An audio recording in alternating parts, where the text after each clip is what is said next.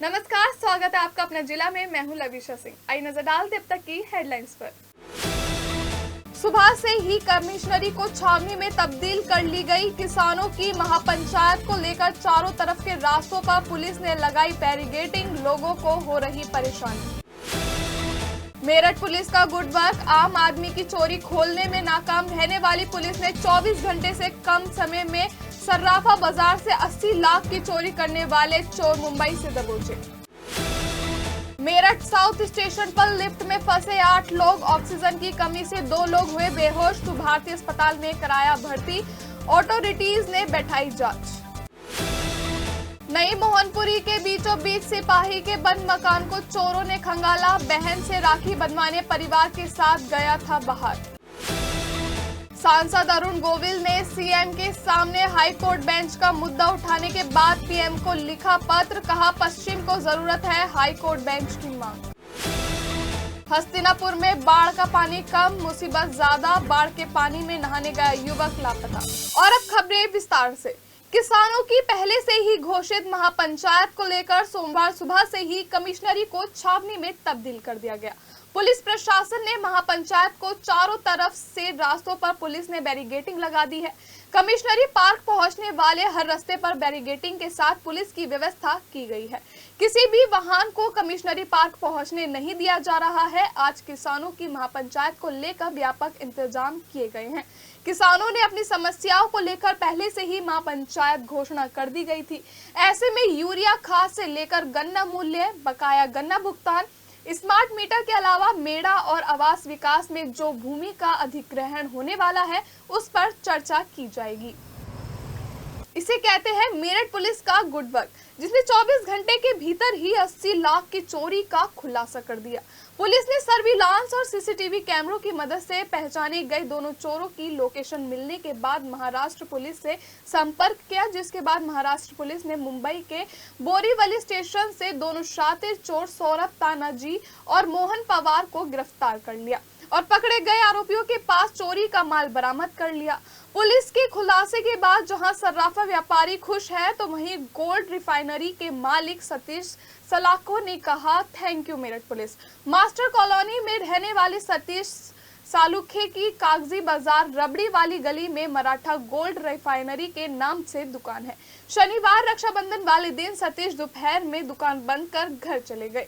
रविवार सुबह जब सतीश अपनी दुकान खोलने के लिए ताले में चाबी लगाई तो ताले बदले हुए थे, जिसके बाद ताले तोड़कर सतीश अंदर पहुंचे तो तिजोरी की चाबी गायब थी, जिसके बाद मौके पर सर्राफा व्यापारी इकट्ठा हो गए और मौके पर पहुंची पुलिस के सामने तिजोरी को बामुश्किल खोला गया तो उसमें रखा करीब 750 ग्राम सोना और 6 किलो चांदी गायब थी। जिसके बाद पुलिस सीसीटीवी फुटेज को खंगाला तो पता चला चोरी की वारदात को अंजाम किसी और ने नहीं, दुकान के पुराने नौकर सौरभ ताना ने अपने साथी मोहन पवार के साथ मिलकर दिया था।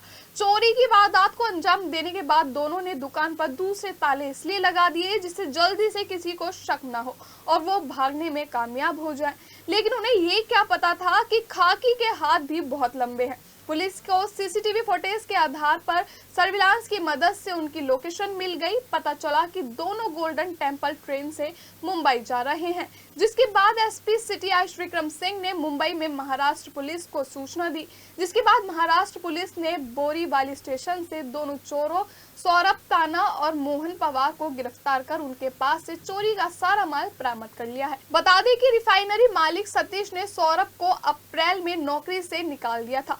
फिलहाल मेरठ पुलिस की एक टीम दोनों चोरों को मेरठ लाने के लिए मुंबई रवाना हो गई है।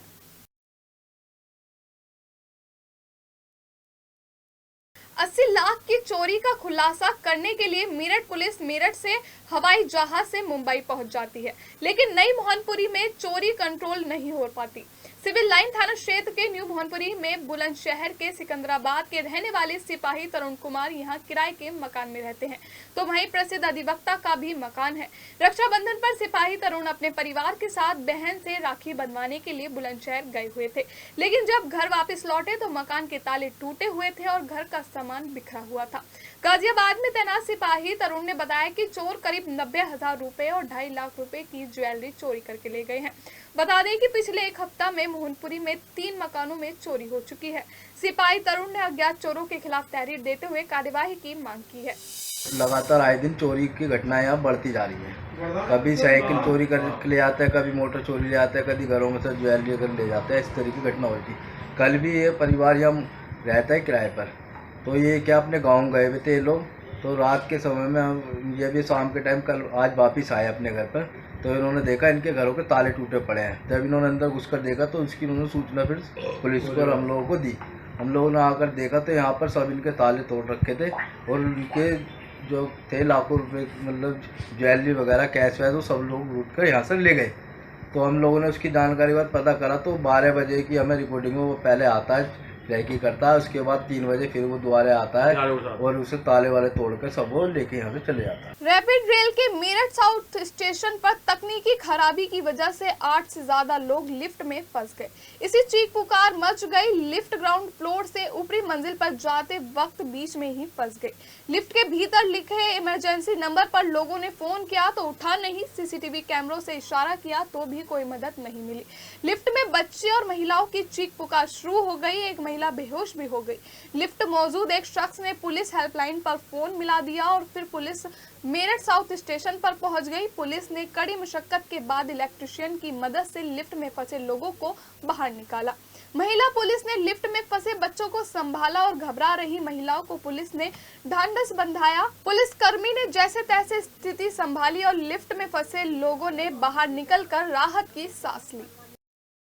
सीएम योगी आदित्यनाथ के सामने मेरठ के जाने माने नेताओं के सामने जिस मजबूती से सांसद अरुण गोविल ने सीएम के सामने हाईकोर्ट बेंच का मुद्दा उठाया था, उसके बाद पीएम को पत्र लिखकर पश्चिमी को हाईकोर्ट बेंच की मांग को जरूरत बताया था। जहां सिटी हलचल के विशेष कार्यक्रम में मेरठ जिला बार के महामंत्री राजेंद्र कुमार राणा ने पीएम और कानून मंत्री से मिलने की योजना को अपनी रणनीति में शामिल किया है, तो वहीं सांसद अरुण गोविल ने पीएम मोदी को पत्र लिखकर हाईकोर्ट बेंच की मांग के साथ अधिवक्ताओं के एक प्रतिनिधि मंडल को मिलने के लिए समय देने की भी मांग की है। सांसद अरुण गोविल ने हाईकोर्ट बेंच की मांग को लेकर दूसरा पत्र लिखा है और इसमें कहा गया है कि हाईकोर्ट बेंच की मांग को लेकर वे अधिवक्ताओं के साथ हैं। हस्तिनापुर में गंगा का जल स्तर कम तो हो गया, लेकिन खादर क्षेत्र के चांदपुर मार्ग पर भिकुंड पुलिया के पास और खादर क्षेत्र में बाढ़ का पानी अभी तक भी नहीं उतरा है। ऐसे में पुलिस और प्रशासन बार बार स्थानीय लोगों से अपील कर रही है कि बाढ़ वाले क्षेत्रों में ना जाएं, लेकिन पुलिस और प्रशासन की चेतावनी के बावजूद भिकुंड पुलिया के पास 3 युवक बाढ़ के पानी में नहाने गए हुए थे, जिसमें से एक युवक बह गया जबकि 2 युवकों को बचा लिया गया है। तेज बहाव के चलते 2 युवक को बचा दिया गया, लेकिन जितेंद्र नामक युवक गहरे पानी में डूब गया। वहीं घटना की जानकारी मिलते ही एसडीएम संतोष सिंह, थाना प्रभारी हस्तिनापुर के अलावा पीएससी के गोताखोर मौके पर पहुंच गए, लेकिन गोताखोरों की काफी तलाश के बाद भी जितेंद्र का पता नहीं चल पाया। बताया जा रहा है कि जितेंद्र के 2 बच्चे हैं। बता दें कि हस्तिनापुर के सभी मुख्य मार्ग और ज्यादातर गांव के संपर्क मार्ग भी बाढ़ में डूबे हुए हैं और पशुओं के चारे की और पीने के पानी की भारी किल्लत हो गई है। अपने जिला में फिलहाल इतना ही। हमें दीजिए इजाजत। नमस्कार।